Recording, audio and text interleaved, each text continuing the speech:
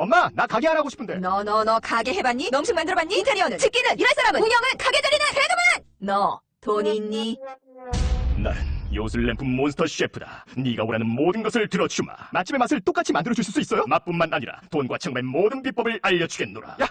이젠 걱정 고민 끝! 네이버 검색창에 몬스터 셰프라고 쳐주세요. 상담 문의 02-458-8838. 몬스터 셰프! 야, 이 부장! 네가 부장이면 땅이야? 뭐? 저 인간 저거 쟤 오늘도 술술 풀리고 안 먹고 회식 왔냐? 내일도 신체 상태로 출근하겠구만. 아유. 고려 생활건강 술술 풀리고 음주전 한포가 당신을 지켜드립니다. 특허받은 천연 유래 성분 숙취 해소제 술술 풀리고를 은하계 최저가로 딴지마켓에서 만나보세요. 고민을 넣어주는 친구 쇼한 침대 쉴 침대가 고민을 들어준다고? 편안한 저자리의 친구 쇼한 침대 그렇게 편안하니?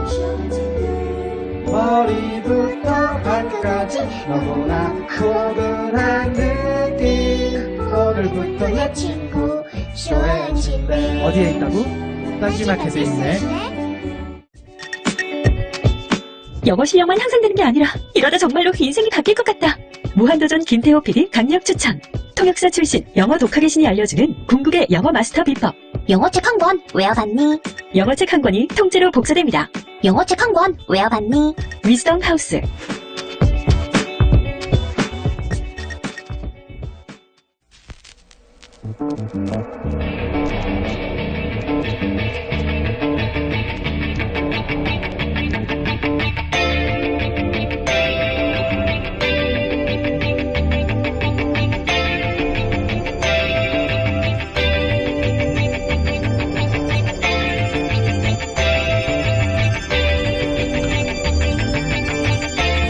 세월호가 드디어 인양됐습니다.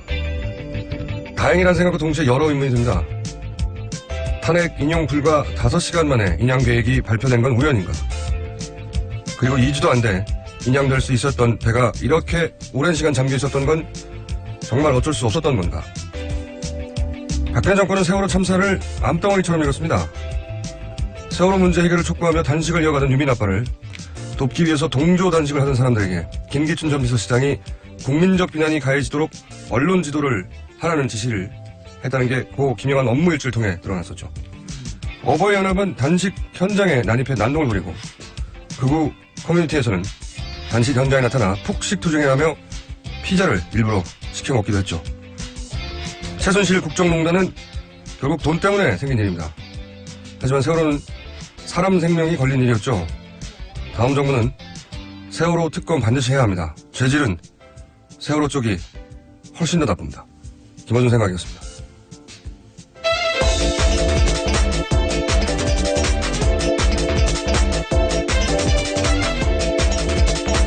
시사인의 김은지입니다. 세월호 TV 화면을 보다가 오프닝 할 때 안녕하세요 김호준입니다를 잊어버렸어요. 말하는 걸. 참 기가 막힌 일입니다. 이게. 일단 이 인양 관련 뉴스부터 간단하게 전해주세요. 네, 어제 저녁 8시 50분부터요, 본 인양에 들어갔습니다. 밤새 그래서 작업을 해서요, 오늘 오전 3시 45분 정도에 세월호 구조물의 일부가 육안으로 수면 위에서 관측됐고요, 1시간 후인 새벽 4시 47분 정도에 본체가 드러났다라고 합니다. 해수부는 오늘 오전 11시까지요, 세월호 상단을 수면 위 13m까지 인양할 예정이라고 합니다. 그런 후에 육지까지 오는데 얼마나 걸린답니까? 11일에서 12일가량 걸린다고 하는데요. 밖으로 나온 세월호를 반 잠수식 선박으로 옮겨 실는데 2, 3일 정도가 걸리고요. 그리고 나서는 반 잠수식 선박 위에서 세월호 내에서 물을 빼고 유실물 방지를 위한 작업을 또 3일가량 합니다. 그런 다음에는 목포 신항으로 이동을 하는데요. 여기에도 하루 정도가 걸리고요. 그런 다음에 목포 신항에 간 다음에는요. 또 육지로 옮기는데도 4일가량이 걸려서 이렇게 하면 12일 정도가 걸려서요. 4월 4일 정도로 예상을 하고 있다고 합니다. 그러니까 이게 대통령 탄핵 직후부터 3주기가 되는 4월 16일 이전 3년이 되도록 뭐했냐 이 소리 듣지 않기 위해서 일정을 지금 맞춘 거네요. 보니까 이렇게 서두르는 게 서두르는 건 아니지만 막판에 서두르는 거죠 지금. 막판에. 그렇죠. 이제 이런 걸 보면 이게 진작에 2년 전에 가능했던 거 아닌가 하는 의혹을 가질 수밖에 없어요 사실. 네, 지금까지 뭐 했나 생각보다 이렇게 쉽게 올라올 수 있는 게 아닌가라는 생각이 들 수밖에 없죠. 왜냐하면 이 방식도 처음에 기술 평가할 때 그때 1위한 업체가 있거든요. 그 업체를 알 수 없는 이유로 탈락시켰죠. 그리고 이제 중국 업체가 선정이 됐는데 지금까지 이 방식으로 한다 저 방식으로 한다 하는 거 다 실패하고 결국은 1위 업체가 주장한 방식 그대로 하는 거예요. 그렇죠. 네. 그러니까 일부러 지연시킨 거라는 의혹이 자유할 수가 없는 거죠. 이게. 원래 하겠다고 하는데 1위 한 업체랑 했으면 벌써 됐다는 얘기죠, 이게. 왜냐면은 해수부가 상하이에서 LPG가 이런 방식으로 한다는 건 적극적으로 지지하고 온갖 말들이 있었잖아요. 예. 근데 결국은 1위 업체가 하자는 대로 한 거예요, 다. 고스란히. 4.16 특조위에서도요, 이 방식 문제 있는 거 아니냐면서 진상규명 나서기도 했었습니다. 시민단체하고 유가족 쪽에서는 처음부터 이 방식 말고 1위 업체가 한 방식대로 왜 안 하냐고 계속 문제 제기를 했죠. 사실은 세월호 참사는 처음부터까지 다 이해가 안 가는 말이 안 되는 사건이에요. 사고가 발생하면 제일 먼저 이제 사고 원인을 파악해서 보게 되는 게 항적도잖아요. 예. 항적도가 이게 단 하나의 버전만 있어야 된다, 당연히. 이게 디지털 정보가 여러 가지가 있을 수가 없잖아요. 배는 딱 하나의 계정으로만 갔는데. 정부가 그동안 내놓은 항적도 버전이 되게 많아요. 다 달라요.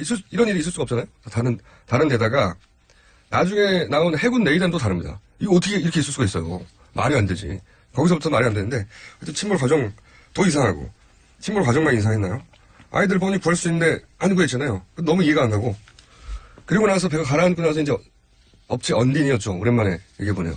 언딘이 했던 군안 작업도 이해가 안 가고, 언딘의 선정 과정도 이해가 안 가고, 그리고 그 이후에 벌어진 정부의 대응도 말이 되는 게 하나도 없었고, 특히 그 구조 실패가 유병원 씨 개인 비리인 것처럼 유병원 씨한테는 포괄적 관리 책임을 물을 수 있을 부분이 있을지 모르겠는데 구조 현장을 지휘한 게 유병원 씨는 아니거든요. 그렇죠. 해경, 해수부 이런 쪽은 다 책임을 거의 빠져나갔습니다. 그러니까요. 아이들을 구할 수 있었는데 못 구한 책임이 유병원 씨한테 있는 게 아니란 말이죠.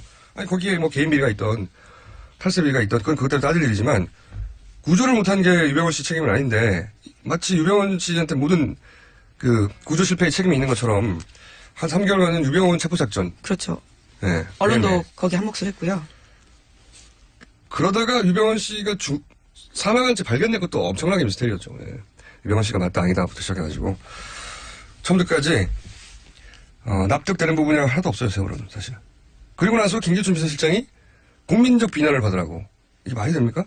아니 유가족들이 슬퍼하고 있는데 왜 국가 운영을 책임지는 사람이 나와서 저 사람들 욕먹게 만들려고 하나. 이건 말이 안 되는 거거든요. 거기다가 의도적으로 인양을 밀었다라고 볼 수밖에 없는 게요. 시신 인양 X, 정부 책임, 부담 이런 내용들도 쓰여 있거든요. 그리고 친박 단체죠. 사실은 어버이연합이 그 앞에 가가지고 매일매일 그 뭐라고 했어요. 확성기 들고 유가족들한테. 그리고 유가족들 모욕적인 방식으로 네, 텐트에 쳐들어오고 막 그 앞에서 폭식 투쟁한다고 피자 시켜서 막 먹고. 이거는 불법이 아니라 문제가 아니고 사람이 하면 안 되는 짓인 겁니다. 이게. 이런 게 정부 주도로 이루어졌다는 게 이해가 안 가는 거죠. 아니 왜 정부가 이게 위로를 100만 번 해도 모자란 판에 유가족들을 이렇게 범죄자로 만들고 뭐 돈 때문에 그런다느니 이건 정말 나쁜 자식들이에요. 이건 제가 보기엔 끝까지 책임을 물어야 한다고 보고요. 다 차단해서 특검도 해야 된다고 봅니다. 참나. 인양도 마찬가지죠. 끝에 지금 말씀드렸다시피 이게 어떻게 탄핵 인용이 되고 5시간 만에 발표가 되냐고요. 뭐 이상하잖아요. 타이밍이. 3년 기다려가지고 탄핵 인용되고 5시간 후 발표. 네, 1073일 걸렸습니다. 그리고 탄핵 인용되고 나서 5시간 만에 발표한 다음에 약간의 어려움은 있었지만 2주 이내에 지금 된다는 거 아니에요, 지금. 야, 말이 안 되는. 처음부터까지 이해되는 구석이 하나도 없어요, 저는 세월호는. 이건 아무리 오랜 세월을 걸려도 다 차단해야 된다고 봅니다. 진실이 뭐였는지. 하여튼 때려잡아야 돼요.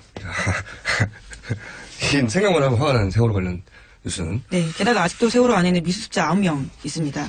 허다윤, 조은아, 남현철, 박연인, 고창석, 양승진, 권재근, 권혁규, 이영숙 씨. 이렇게 9명에 대해서요. 세월호가 올라오고 나야지 이제 수색 작업이 본격적으로 시작됩니다. 그렇죠. 이분들은 수면 위로 올라오면 찾는 게 아니고 지금까지 발표된 바에 따르면 이제 10일 걸린다는 육지로 완전히 이동을 한 다음에 배를 자른다는 거 아니에요? 3등분으로. 예. 잘라서 그때 가야 찾는다는 건데 3년이나 지났는데 유가족들은 내가 타겠지만 과연 현실적으로 그 유해를 찾을 수 있을지 정말 구멍도 150개가 뚫렸다는데 이거 말이 안 돼요. 처음부터까지 하나도. 그리고 여기에 조윤선 장관도 어버이연합을 동원해서 그 친박단체를 동원해가지고 세월호 유가족들 비난하는 집회를 지시했다는 정황이 그 특검 수사 과정에 나왔잖아요. 예. 네. 김기춘, 조윤선, 지금 구속되어 있는 이런 분들 정권의 핵심, 우병우 전 민정수석도 그 123 경정 과실치사로 적용하지 말라고. 그런 압력을 행사했다는 게 또 드러났잖아요. 네, 수사팀 수사, 진실 규명하겠다라는 수사팀의 수사에 대해서 방해한 것에 대해서는요, 계속해서 의혹이 있고요. 실제로 해당 검찰들이 전화를 받은 건 사실입니다. 광주지검에 있던 분들이 나중에 폭로했죠. 네. 관두고 나서 그런 전화를 받았고 압력을 받았다. 네, 압수수색에 대해서도 못하게 막았었고요. 이게 지금 우리가 의혹을 가진 정권의 핵심 책임자들이 이 세월호 관련해서 철저히 어떻게든 막고 정부가 아니라 유가족이 비난받도록 하는데 전력을 다했어요. 이거 말이 안 되잖아. 네, 또 그 시점에 정경영 돈이 움직였던 것도 있고요. 정말 조직적입니다. 이건 나라가 무슨 입당이냐 이거죠. 이게 말이 안 되잖아요. 정말 말이 안 되는 사건이고 처음부터 끝까지 모두가 다 이해 안 가기 때문에 저는 이건 아무리 오랜 시간이 걸려도 반드시 왜 그랬는지 다 따져봐야 된다고 봅니다. 앞으로 이제 길게 이 뉴스가 나오겠죠. 예. 자, 어쨌든 처음으로 수면 위로 세월호가 나왔다는 뉴스 오늘 하루 종일 그리고 아마 당분간 제가 보기엔 2주 가까이 된 뉴스 계속 중요한 뉴스로 취급이 될 것이고 저희도 3부에서 인양 전문가하고 유가족들 연결해 볼까 합니다. 자, 다음 뉴스는요. 네, 검찰특별수사본부에서요, 어제 기자들과 만나서 박근혜 전 대통령 신병 처리 방향과 시점에 관련해서 이야기했습니다. 구속영장에 대해서는 고심하고 있다라고 밝혔고요. 조사 내용을 면밀하게 검토하는 등 법과 원칙에 맞게 판단하겠다라는 원론적인 입장만 밝혔습니다. 그렇군요. 근데 이제 하루 정도 지나니까 저희가 어제 한 그 이야기들 뒷받침하는 보도들이 좀 나오긴 하더라고요. 어제까지만 하더라도 뭐 영상 촬영을 하지 않아서 특혜를 받았고 전반적으로 검찰에 대한 비판 논조가 많았는데 제가 그거 아니라고 그랬잖아요. 예. 워낙 검찰에 대한 불신이 그동안 높았기 때문에 검찰이 억울할 건 없어요. 제가 보기엔 억울할 건 없는데 제가 보기에는 검찰이 잘 전략을 짰고 검찰이 원하는 걸 얻어냈고 그래서 검찰 작전의 승리로 보인다고 어제 제가 얘기했는데 그래서 결과적으로 구속 요건은 거의 100% 갖춘 것 같다고. 뇌물을 준 사람도 이미 구속돼 있고 이재용 부회장. 그리고 굉장히 중범죄고 그리고 혐의를 전면 부인했거든요. 이런 게 구속 요건이에요. 100%. 구속 요건 다 갖춘 거죠. 예. 네, 받은 사람이 원래 더 중하게 처벌받습니다. 그게 남은 건 이제 두 가지예요. 두 가지. 제가 보기엔 가능성은. 100% 구속 요건을 갖췄는데 예를 들어서 법무부 장관이 검찰을 지시하면 되거든요. 이 어떤 특정 사건을 구속하라, 뭐 불구속 수사하라고 할 수 있는데 물론 대통령이 아니기 때문에 법무부 장관 지금 대행치제죠. 에게 지시할 수 없죠. 권한이 없는데 저는 박근혜 전 대통령의 인식 체계로 볼 때는 본인이 굉장히 중요하고 여전히 영향을 미칠 수 있고 여전히 대통령이라고 생각하는 부분이 있기 때문에 누군가한테 전화시킬 수 있다고 봅니다. 전화를 한다고 그렇게 된다는 이야기가 아니라 이거 언론에서 한번 체크해봐야 될 거라고 봐요. 누구 시켜서 전화 좀 해봐라. 전화면 오히려 더 불리한 정황으로 작용할 것 같은데요. 전화는 잘 안 들키겠죠. 근데 이제 모르죠. 그 누군가가 대단한 신복이고 그래서 무리수를 두어서까지라도 할지는 그런 가능성이 낮다고 보는데 전화는 할 가능성이 있다고 봐요. 그 전화를 받고 그렇게 할 가능성은 낮지만 그리고 이제 검찰이 이제 정치적 판단하는 게 하나 또 나왔죠. 그러니까 구속이 가져올 정치적 효과가 뭐냐 그거를 고심하고 있는 거죠 지금은. 선거를 앞둔 시점이기 때문이라는 말씀이신 거죠? 그런 거죠. 구속되면 아마도 자유한국당 그리고 보수 매체 특히 종편에서는 지금도 그렇거든요. 자택으로 얼마 돌아간 지 얼마 되지도 않았다. 이런 내용 나오고 있어요. 고령의 여성 대통령을 꼭 구속까지 해야 되냐. 동정론이 불러일으켜지길 바라는 거죠. 그런 밑밥용 기사들이 계속 나오고 있습니다. 그 종편 같은 곳에서는. 그리고 자유한국당에서도 표면적으로는 화를 내겠지만 내심으로는 굉장히 좋아하겠죠. 예. 지금 판을 흔들 수 있는 거의 유일한 변수로 보기 십상이죠. 야당에서는 표면적으로 거꾸로 구속하라고 하겠지만 내심 불구속 기소를 원할 수 있죠. 예. 그런 변수가 만들어지지 않기를 원할 테니까. 물론 뭐 구속이 꼭 보수 진영에 유리하고 진보 진영에 불리하다 이런 전망도 꼭 맞지는 않다고 봐요 저는. 왜냐하면 상징적인 인물이 이렇게 구속되고 나면 보수 유권자들이 분노하고 이러는 대신에 무력감을 느낄 수도 있거든요. 정반대로 해석할 수도 있어요. 네. 여튼 이제 정치적 셈법은 복잡한데 저는 검찰은 이럴 때는 그냥 원칙대로 하면 된다고 봐요. 그렇죠. 검찰이 정당도 아니고요. 네. 네. 정치적 파장을 책임지는 게 아니거든요, 검찰이. 그동안 워낙 검찰이 이런 판단에 의해 그 기소 여부나 이런 것들이 좌우지우지 됐기 때문에 정치 검찰 소리를 들었기 때문에 그냥 법대로 하면 돼요. 예, 그게 법과 원칙 본인들이 밝힌 것들인데요. 그렇게 말은 했지만 고심이 엄청나게 길겠죠. 네. 고심의 흔적들 막 흩뿌리고 있잖아요. 자, 다음 순요. 네, 검찰이 최순실 씨 외장하드 압수했다라는 어제 JTBC 보도 알려드렸었는데요. 청와대 문건 또 하나 나왔습니다. 박 전 대통령 친인척 관련한 민정수석실 동향 보고 포함되어 있다는 건데요. 여기에는 박지만 씨 관련된 사정 정보가 있습니다. 이 내용을 최순실 씨가 받아봤다라는 거죠. 이게 굉장히 웃긴 뉴스네요. 왜냐하면 최순실 씨가 관리 대상인데 거꾸로 최순실 씨가 그 자료를 봤다는 거 아니에요? 그러니까 대통령급이었던 거죠. 그 컨트롤 국정 운영을 직접 한 게 맞다니까요. 민정수석이 관리해야 될 사람인데 민정수석이 보고한 것과 마찬가지인 거죠, 이게. 예. 민정수석은 대통령한테만 보고합니다. 최순실 씨가 국정 운영한 거 맞아요. 대통령 맞아요. 예. 그리고 네, 또 그것도 대통령의 친동생, 예. 가족을 사찰하는 정보를 최순실 씨가 가지고 있었다는 거죠. 컴퓨터에서 나온 겁니다. 예. 그리고요. 예, 또 게다가 관련된 뉴스인데요. 어제 JTBC 보도를 보면 정호성 녹취록에서도 관련된 내용이 있습니다. 2012년 8월 달에 새누리당 대선 후보 경선 일주일 앞둔 시점이었거든요. 여기서 최순실 씨, 박근혜 전 대통령, 정호성 전 비서관이 대화를 나누는데요. 서양희 변호사에 대한 이야기입니다. 박지원 씨 와이프가 되는데요. 서양희 변호사를 쳐내야 한다라는 취지의 이야기를. 최순실 씨가 서양희 변호사 박지원 씨의 부인을 쳐내야 한다는. 예, 취지의 이야기를 하는 거죠. 측근 비리 방지를 해서. 측근 비리의 제왕이면서, 예. 세계사에도 드문 제왕인데 본인이, 예. 측근 비리를 이유로 박지원 씨 부인을 쳐내야 한다. 예. 이런 거겠죠. 만약에 박근혜 대통령이 된다면 박지원 회장이, 박근혜 대통령에 가질 영향력을 사전에 차단하겠다. 그러니까 내가 다 먹어야 된다, 이런 거죠. 예. 그래서 더더욱이 박지원 회장에 대한 사찰 정보도 계속, 받으려고 했던 것 같고, 네. 자기가 다 먹는데 방해가 되는 유일한 인물을 박지원 회장으로 본 것 같아요. 최순실 씨는. 그래서 철저하게 그 부인까지도 측근 비리 방지 차원에서 측근 비리는 나 혼자 해야 해 이런 거죠. 예, 그 녹취록에 보면 이런 말이 나옵니다. 측근 비리 방지제도 보여줘야 한다. 박 전 대통령 친인척 재산 공개하는 게 어떻냐. 이런 제안까지 합니다. 여기서 친인척은 박지원 씨가 되는 거죠. 예. 박지원 씨 재산 다 공개하고 부인은 근처에 못 오게 하고 철저히 쳐내라. 측근 비리 문제 된다. 자기가 다 먹겠다는 거죠. 예. 결국 성공했죠. 그래서 자기가 다 먹은 거 아닙니까? 자, 다음 뉴스는요. 네, 어제 문재인 전 대표가 MBC와 관련된 발언을 했는데요. 그것은 그제 MBC에 가서 한 토론회에 관련된 겁니다. 토론회에 가서요, 이렇게 이야기했습니다. MBC가 심하게 무너졌다고 생각한다. 옛날에 자랑스러웠던 MBC 모습 어디 갔나? 라면서요, 공영방송의 공공성, 언론의 자유 회복이 시급하다. 이렇게 지적했습니다. 또 적폐청산 가운데 가장 중요한 분야가 언론 적폐다라는 이야기도 했습니다. MBC가 언론 적폐라는 얘기를 한 거죠, 이게. MBC가 가만히 있을 수가 없잖아요. 네, 같은 날 반박 보도했습니다. 문재인 토론회 발언 논란, 공영방송 흔들기라는 제목으로요, 뉴스 리포트를 내보냈습니다. 방송 흔들기는 맞죠. 예, MBC 방송 흔들기는 맞는데 MBC가 공영방송인가가 의문인 거죠. 예. 이게 굉장히 이례적인 게 대선 후보가 대선 기간에 MBC 정도의 규모의 방송과 정면으로 충돌하는 건 처음 보는 장면이에요. 예, 결과가 어떻게 될지 궁금하네요. 계속 싸울래나? 예, 굉장히 이례적인 뉴스입니다.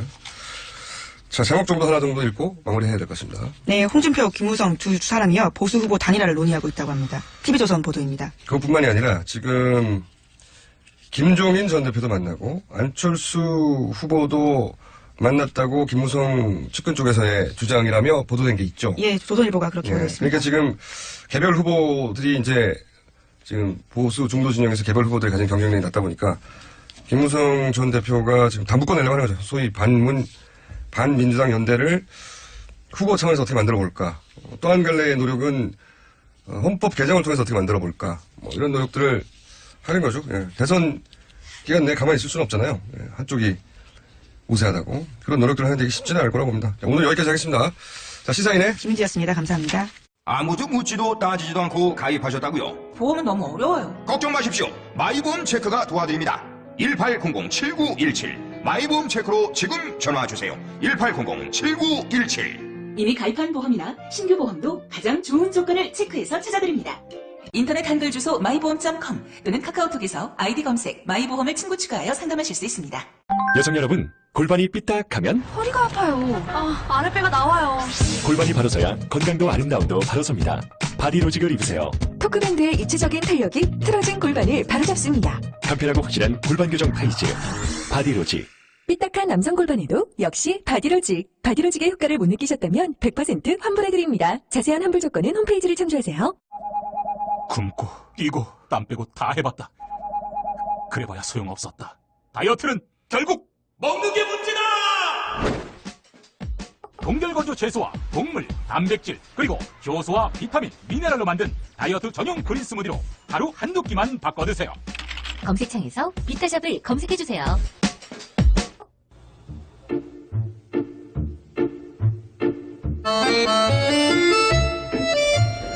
자, 가장 인기 있는 코너죠. 바른정당의 김성태 사무총장님 나오셨습니다. 예, 안녕하세요. 김성태입니다. 더불어민주당의 안민석 의원님 나오셨습니다. 네, 안민석 의원입니다. 두 분이 나오신 내부자 둘 코너. 자, 안민석 의원님이 일단 지난주에 홈런을 하나 치셔가지고 대단한 홈런. 대단한 홈런이었죠. 사실은 아무도 생각하지 못했던 거를. 그렇습니다. 정말 안민석의 의원의 입에 뭐 그냥 대한민국 사법부에 그냥 재판부에 담당 판사가 박히는 이런 상황이 됐어요. 그러니까 삼성 이재용 부회장 사건 가장 큰 사건 중에 하나의 담당 부장판사가 재배당이 됐습니다. 제 의원회관 625가 박근혜 대통령이 쓰던 방이지 않습니까? 그분이 받아야 됐던 우주의 길을 제가 다 받으니까 이런 것들이 오늘 아침 되면 눈 뜨면서 또 생각이 나고 연결이 탁탁탁 되고 그런데 문제는 재밌는 것은 저는 그 주심 부장판사를 교체하라고 주장한 적이 없어요. 지난주에 그냥 이러이러한 관계라서 공정한 재판에 의심된다라고 했어요. 그 말이 교체하라는 재배당하는 얘기죠. 저는 결코 그렇게 한 이야기 재배당 된 게 마음에 안 드십니까? 근데 왜 재배당 했는지는 모르겠어요. 하루 만에 재배당을 했는데 스스로 물러갔다고 스스로 재배당을 요청했다고 제가 파악을 해보니까 해방 이후에 이렇게 야당 국회의원이 이야기를 해서 판사가 재배당된 게 해방 이후에 아니 당군일에 처음이라고. 저 말은 이제 자아자찬인데. 그렇죠. 그만큼 이제 우리 안민석 의원의 그런데 이게 큰 이제 사회적 파장을 일으키고 이 주심 판사의 방망이에 따라서 이재용이가 무죄가 되느냐 무기징역이 되느냐 하지 않습니까? 그러면은 박근혜도 똑같은 결과거든요. 그러한 주심 판사가 어떻게 최순실 쪽하고 관련 있는 사람이 배정이 됐는지 우연이라면 엄청난 우연이긴 제가 하죠. 일주일 전에 말씀드렸지만은 이게 우연의 일치일지 아닐지 대해서 우린 대한민국의 정의로운 기자들이 취재를 해야 돼요. 근데 제가 알기로 각 언론사에서 몇몇 정의로운 기자 취재를 했어요. 근데 데스크에서 취재해서 뭔가 나온 게 있답니까? 그것을 저하고 맞춰보니까 그게 비슷한데 데스크에서 좀 세게 이걸 막는 것 같아요. 그럼 그 왜 막는지는 아마 각 언론사에서 삼성으로부터 이 광고를 많이 받는 모양이죠. 아니 이제 매주 수요일 날 오후 되면은 국회에 출입하는 많은 제가 좀 친분 있는 기자들 중에는 안민석 의원이 내일 아침 방송에서 또 무슨 이야기를 꺼낸대요. 이렇게 묻는 기자들이 있어요. 자, 근데 이제 한결같은 문제는 안민석 의원은 이 방송에서 항상 의혹과 문제 제기만 툭 던져놓으면은 뭐 바로 그동안은 제가 해결이 되고 북쪽 하나 쭉 쏘면은 정의로운 기자들이 디테일하게 쫙 취재해가지고 보도를 했는데 유독 이건 후속 취재가 없다. 이번만큼은 후속 취재는 있었던 것 같은데 후속 보도가 안 나온다. 그러니까 제가 여러 좀 정의로운 기자들한테 이야기를 했어요. 그동안 이제 최순실 퍼즐을 맞춰온 몇몇 기자들이 있거든요. 제가 포인트를 줬어요. 이게 왜 그 이영우 부장판사로 배정이 됐는지 처음에 이제 조희연 부장판사 했다가 넘어간 거거든요. 그때는 뭐 당연한 재배당이었고요. 그러니까 근데 이 과정에서 어떻게 해서 이영우 부장판사가 됐는지 여기다 지금 한번 살펴봐야 된다. 두 번째로 한 달 전에 수원에서 서울중앙지방법원으로 이영호 판사가 발령이 나거든요. 한 달 전에. 이것도 한번 좀 봐야 된다. 거죠, 그다음 세 번째, 15년 2월에 이영호 부장판사가 전산관리국장이 돼요. 이게 일반 판사에서 고등판사로 가는 아주 길목에 있는 아주 노른자의 보직이에요. 15년 2월이면 최순실의 국정농단이 한참 기승 부릴 때거든요. 이게 무슨 뭐가 있는지 이거 한번 추적해야 된다. 세 번째까지는 너무 많이 하시는 거 아닙니까? 아니 근데 항상 이제는 너무 많이 하시면 저는 좋습니다만은. 근데 묘하게도 과연 그럴까 말도 안 되라는 게 나중에 다 사실로 바뀌는 거 그렇긴 합니다. 이때까지는. 아니 김어준 우리 당대의 이 정치평론가인 김어준 총수도 11월 달에 제가 박근혜 대통령의 대포폰 이야기를 했을 때 방송 끝나난 다음에 저한테 얼마나 이 핀잔을 줬어요. 기억을 하지 않는데요. 저는 대포폰 사용한다고 생각하고 있었는데요. 그렇게 말씀하시면 안 되죠. 자, 아무튼 이 판사 관련된 것들이 이후에 또 다시 배정이 다른 판사 됐지만은 그분도 주진우 기자 이야기로는 뭐 일배라고 그러던데 일배 판사라고 그러던데 그렇게까지는 아니죠. 그렇죠. 근데 또 일각에서는 뭐 지난번 너무 많이 나가지 마시고 주진우 기자 이야기가 그렇다고 하니까는 그러니까 제 이야기의 본질은 이후에 재판을 우리 국민들이 두 눈 부릅뜨고 지켜봐야 된다. 그 말씀 드리는 거예요. 안민석 의원께서는 좀 많은 제보도 받고 또 이렇게 문제 제기가 이루어지고 또 언론 취재가 뒤따르게 돼 있는데 좀 그런 상황을 폭넓은 언론층에게 이렇게 공감이 이루어지고 저는 우리나라 이 사법부 판사들한테 제가 당했어요. 2008년도에 그 쇠고기 강호병 수입반대 그 촛불 그런 기간이 몇 달 동안 있었잖아요. 제가 5명 경찰들한테 집회 현장에서 몰매를 당했어요. 무슨 몰매를요? 아니 집회 현장에서 집회 현장에서 제가 그 당시에 엉켜가지고 국민보호단장이었거든요. 몰매를 그래서 아무튼 맞았다는데 그 상황에서 그래서 저는 억울한 제가 피해자였는데 경찰이 자기들이 역으로 자기들이 저한테 폭행을 당했다고 고발을 했어요. 자기들이 저한테 와가지고 잘못된 그 억울함 때문에 지금 아니 그래서 재판을 판사들을 했는데 목소리다 못 살리고 싶다고 하는 거예요? 재판을 했는데 정말 제가 가해자가 되고 경찰이 피해자가 되는 대법까지 갔어요. 그냥 알겠습니다. 벌금을 300만 원 받았어요. 의원님 알겠습니다. 억가 심정이 있어요. 억가 심정이 그렇다고 이런 장소에서 근데 대한민국 판사들, 그 똑똑한 판사들이 어떻게 가해자와 피해자를 이렇게 바꿀까? 제가 아니, 체험을 그 했어요. 문제로 인해 가지고 저 정도가 이런데 우리나라 힘없는 국민들이 얼마나 이 저 부당한 판결을 받을 수가 현역 있겠어요. 국회의원도 억울한 판사들이 잘 하셔야 돼요. 억울한 걸 잘 아니 물론 대부분은 잘 하시지만은 일부 썩은 판사들이 있단 말이에요. 또 발언이 또 이영호 부장판사가 이게 우연일지인지 아닌지 사법부가 밝혀줘야 될 거 아니에요. 우연은 대단한 우연이라면 대단한 우연이긴 합니다. 우연이라고 칩시다. 예. 우연이라고 칩시다. 대단한 우연도 일어나죠, 실제로. 일어나는데, 하여튼 대단한 우연이 일어났다. 라고 하면 이제 근데 찜찜하면. 왜 재배정을 하냐 말입니다. 왜 아니, 이런 논란이 되니까 재배당한 건 맞죠, 의원님.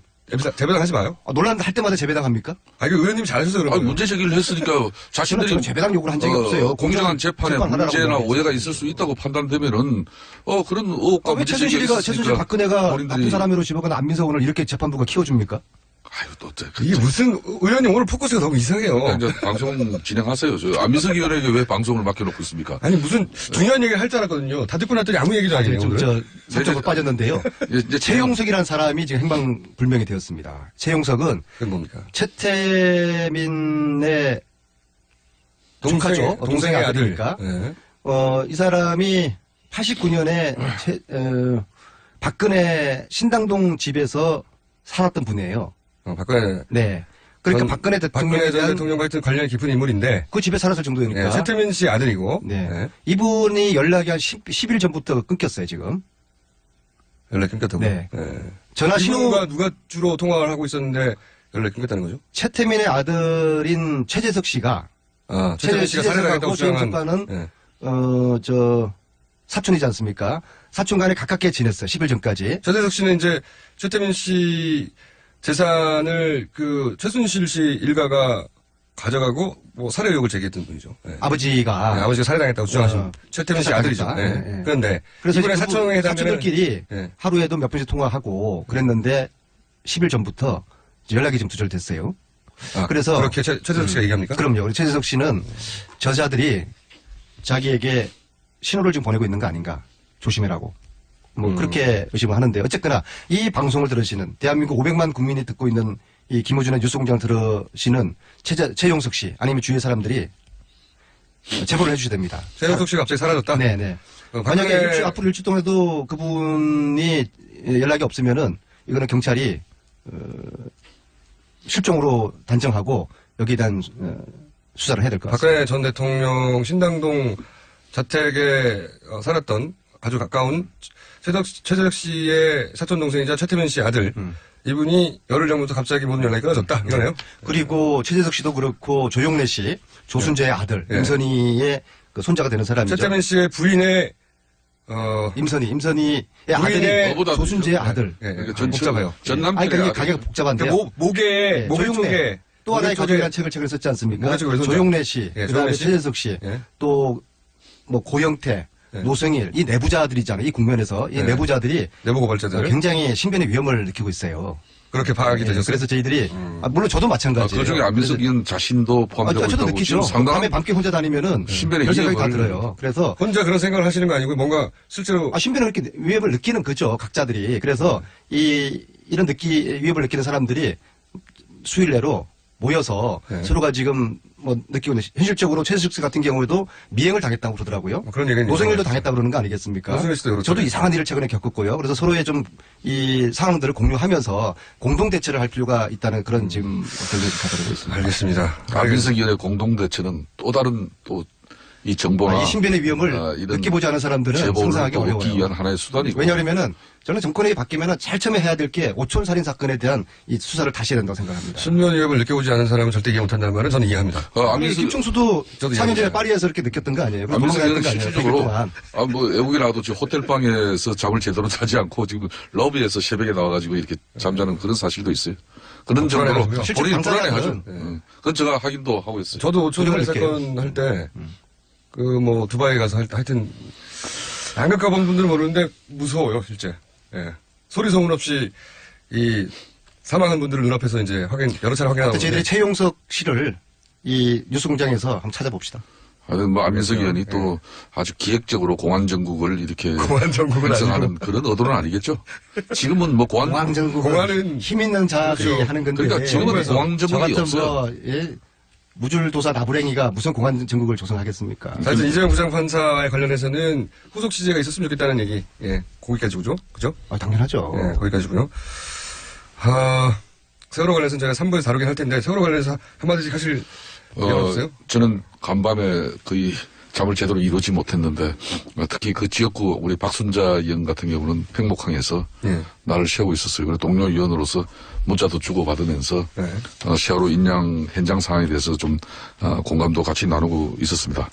참 하늘이 도와서 이 바람, 파도, 물살 이 세 박자가 지금 맞아 떨어져 가지고 지금 이제 완전한 지금 이제 인양이 이루어졌지 않습니까? 이제 앞으로 바지선에 옮겨가지고 한 열흘 정도 또 목포 신항까지 이렇게 무탈하게 세월호가 이렇게 운반이 되어지고 또 이게 무트로 끌어올리는 과정까지 아직까지 안심할 수는 없지만은 그래도 1073일의 기다림은 결국은 우리의 바람대로 이렇게 이루어졌다는 일이죠. 이제는 선체조사위원회가 선체에 대한 이런 조사를 또 면밀하게 하고 또 한 점 오후 없이 세월호 수습에 관한 좋은 교훈을 남겨야 될 그런 문제죠. 이 시기가 탄핵 인용 직후에 이 인양 계획대로 발표되고 진행되는 게 좀 의심스럽지는 않습니까? 그래서 이 맨 처음에 그동안 일부러 안 지금 사상 대한민국의 조선업은 세계 1위입니다. 기술은. 그런데도 불구하고 인양 업체를 국제 입찰로 통해 가지고 중국 업체가 선정된 것은 그만큼 우리 정부 해수부의 입맛에 따라서 세월호 인양에 관한 어떤 국민적 또 의혹이라든지 문제가 발생할 수 있는 그런 걸 이제 없애기 위해서 그랬다고 그래요. 저는 그런데 한편으로는 오늘 새벽부터 쭉 보면서 요즘 중국하고 이 사드 보복 문제로 상당히 어려진 그런 중국 관계를 볼 때 우리 조선업 기술은 충분하게 이 세월호를 인양할 수 있는 여력이 되는데. 조선하고 이제 인양 기술하고 좀 다르다 하더라도. 그렇지만은. 저는 이제 시점이 너무 우리 세월호의 이제 인양이 왜 중국 업체에서 이루어지냐 이런 좀 안타까움이 있었습니다. 근데 이 시기 가지고. 너무 우연이지 않습니까? 아니 박근혜 대통령이 만일 탄핵이라도 이루어지지 않은 상황에서. 기각이었으면 발표됐을까요? 그게 이런 인양 시점이 결정되어지고 인양이 이루어진다 그러면은 또 그런 혹한 의문을 가질 수도 있겠지만은 전혀 그럴 상황은 아니라고 봅니다. 근데 이 정권은 국민들을 우습게 알아요. 지난 3년 동안 세월호 인양을 방해했던 그런 세력들이 존재하지 않았습니까? 존재했죠. 그리고 박근혜 전 대통령이 검찰에서 조사받고 하지 않습니까? 그것도 국민들을 우습게 하는 거예요. 돈을 준 뇌물을 준 이재용은 구속돼 있는데 돈을 받은 사람은 풀려났다? 구속영장 청구되겠죠. 설마. 저는 그렇게 보지 않아요. 청구되지 않을 거라고 보십니다. 그런 정치적 전망은 거의 틀리시니까. 안민석 의원님. 이 대한민국 기득권 세력들이 국민들을 얼마나 우습게 보는지 압니까? 근데 국민들이 자기들보다 더 똑똑해요. 대통령까지 파면시키는 역대 대통령들이 검찰 수사를 조사를 받기 위해서 검찰에 출석하고 난 이후에 일단은 다 기가 조치를 시켰습니다. 그렇죠. 그러니까 긴급 재판하지 않았어요. 좀 더 지켜보시고 난 이유를 가지고 역대 대통령이라는 게 이게 범죄급이 틀린데 그걸 어떻게 역대 대통령들하고 다 같이 전두환 전 대통령도 내란이니까요. 훨씬이라고 할 수는 없어도 대단히 중요한 범죄였죠. 그럼 김총수도 박근혜 전 대통령이 저는 구속이 될 거라고 보세요? 구속영장 발부되고 청구되고 발부까지 될 거라고 봅니다. 저는. 그래서 구속이 될 거라고 보세요? 구속이 될 거라고 생각합니다. 저는. 그런 가능성이 훨씬 더 높다고 봅니다. 너무 어느새 안일해지셨네. 그러면 일단 오늘 확 풀리셨네. 우리 안민석 의원은 자기 마음에 들지 않으면은 방송 진행자도 바로 뒤집어요. 근데 안민석 의원님이 이 최순실 관련한 여러 가지 미스테리들을 푸는 데는 대단한 역할을 1등이죠, 1등. 근데 이제 정치적 전망은 대부분 틀렸어요. 그래서 좀 그런 측면은 있는데. 정치적 전망이요? 바른정당하고 자유한국당 보셔요. 이게 위장이혼 한 게 지금 계속 드러나고 있잖아요. 어제 홍준표하고 김무성 전 대표하고 만나서 그 얘기는 해보려고 다시 합시다 그랬잖아요. 이렇게 지금 밀당을 하고 있는 거예요. 그러니까 홍준표는 이 위장이혼의 아무런 대상자 관계자가 아니었지 않습니까? 본인은 사실상 경남지사를 하면서 늘 친박 또 박근혜 대통령으로부터 탄압받은 정치인이라고 늘 한이 맺혀 있는 사람이에요. 그건 맞아요. 네. 그런데 무슨 그 사람하고 우리 바른정당이 위장이혼을 자, 그러면은 그건 맞지 않아요. 500만 국민이 듣는 이 교통방송에서 우리 김성태 사무총장님께 이제 공개적으로 제가 질문합니다. 바른정당은 결코 never ever 순실이당하고 같이 하는 경우는 없을 것이다.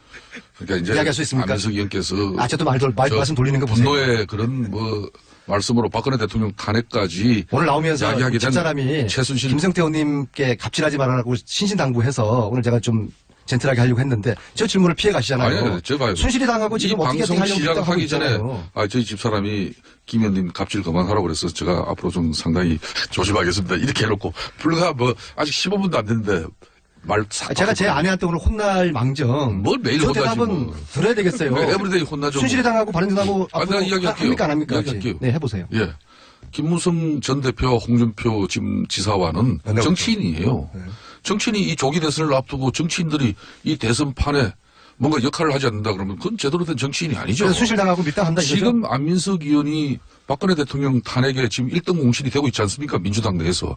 누가 뭐라 그래도 최순실의 국정농단은 안민석 의원 손에 의해서 이게 기획되어지고 또 설계돼서 또 제작 또 이렇게 완결까지 짓고 있잖아요. 그걸 부정하는 사람이 어디 있어요.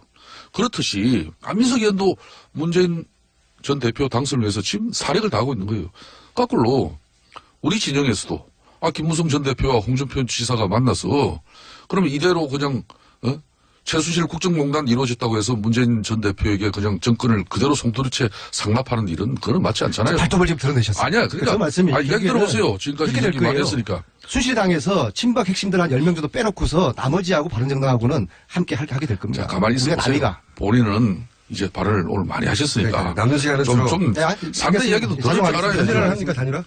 후보 단일화를 위한 노력은 비단 홍준표 후보 자유한국당만 하겠습니까? 그러니까 바른정당 국민의당 안철수 후보를 비롯한 각 당에서 대선 후보가 선출되어지고 나면은 지금 현재 여러 형태로 정치 지형이 이제 바꿔지고 지금 어떤 형태로든지 작년 4.13 총선 이후에 대한민국 정치 지형과 국가 권력은 연정시대로 가고 있어요. 연정시대로 가는데 당연히 대선 더군다나 이 조기 대선을 앞두고 후보자들 간에 후보자 단일화 문제는 이건 너무나 당연한 당연히 이제 의논이 될 텐데 제 말은 한국당 예를 들어서 홍준표 의원과 후보와 바른당 예를 들어서 지금 현재 1위인 유승민 후보가 단일화할 가능성은 얼마나 된다고 보십니까? 저는 그 문제는 또 3월 28일 바른정당에서 후보가 선출되어지고 난 이후에 후보 자신도 상당한 부분 결심을 가지고 판단하는 문제지만은 바른정당의 대체적으로 의원들은 어떻게든 단일화해야 된다. 지금 현재 이 조기 대선 정부에서 후보들을 대한 제대로 된 검증과 또 문재인 후보의 일방적인 독주, 최순실 국정농단의 이런 가시를 문재인 전 대표가 일방적으로 혼자만 따먹는 그런 행상은 국민들에게 이 검증 문제도 발생하는 것이고 대선 이후의 국가 권력 구조를 유독 문재인 전 대표만 지금 개헌을 대선 이후로 넘겼어요. 저 더듬거리면서 하시는 저 말씀 속에 오늘 마수가 드러났어요. 그러지 마세요. 꼼수 부리지 마시고요. 아니, 꼼수는 전쟁은 총칼로 하지만 정치는 명분으로 하는 겁니다. 지금 순실이당하고 바른정당이 다 후보 단일하는 게 국민들에게 어떻게 비춰지겠어요? 최순실의 국정농단은 제왕적 대통령제 때문에 이런 문제가 발생했다고 주장하신 분이 안민석 의원이에요. 그러면 이번 최순실 국정농단과 박근혜 대통령 탄핵의 교훈은 이 국가 권력을 제왕적으로 유지하는 걸 이게 우리가 개헌을 통해서 바꿔내야 되잖아요. 근데 그걸 대선 전에 이 조기 대선 전에 할 수도 있지만은 이미 사실상 이번 조기 대선에서 거의 8번 능선을 넘고 있는 문재인 전 대표의 당선이 확실시 되는 시점이니까 지금 안민석 의원을 비롯한 많은 분들이 굳이 대선 전에 이 개헌을 할 필요가 있겠냐. 알겠습니다. 대선 이후에 판단하자는 건데 이 말은 한마디로 문재인 전 대표도 유일하게 패권 정치가 이제 박근혜 대통령 패권 정치는 이제 거의 멸망 단계예요. 남은 패권 정치는 문재인 전 대표의 이 패권 정치를 걱정하는데 이걸 또 제왕적 대통령제로 뒷받침하겠다는 것은 저는 대단히 우려되죠. 그리고 이 방송 마치기 전에요. 제가 일배 판사라고 표현했던 부분이 좀 가했던 표현입니다. 그건 뭐 농담처럼 와왔던 얘기를 가지고 진짜처럼 진지하게 말씀하시면은 그래서 아무튼 제 방침은 받고, 공정한 재판. 새로운 판사께서 국민들이 보기에 참 공정하다라는 그런 웬일로 또 사과를 다 하시고 생방송도 사과는 아니고요. 아무튼 공정한 재판, 공정한 재판. 안민석 의원은 간절히 부탁드립니다. 안민석 의원이었습니다. 3부에서 뵙겠습니다.